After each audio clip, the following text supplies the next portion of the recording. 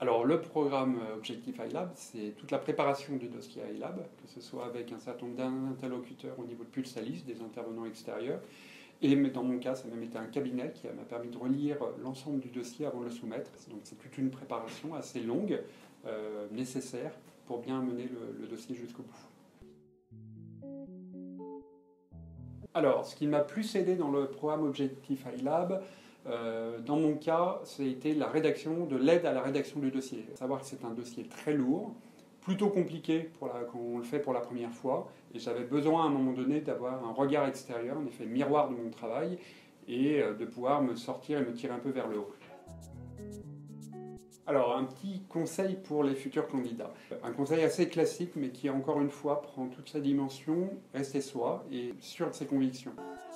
Deux exemples, moi, dans ma préparation de iLab.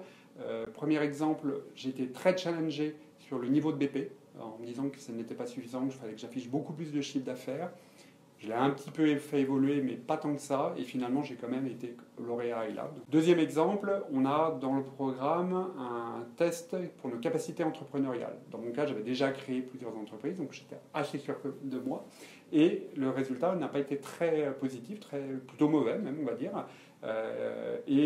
C'était assez stéréotypé. Donc le profil qui était recherché dans le test, c'est assez facile à voir, ne me convenait pas du tout et ne correspondait pas à la vision que j'ai d'un entrepreneur. Donc je m'en suis ouvert à la coach RH quand nous avons analysé le test. Je lui ai dit que je n'étais pas du tout d'accord. Et très vite, on a oublié le test pour passer à un entretien d'échange avec elle et ça s'est très bien passé visiblement.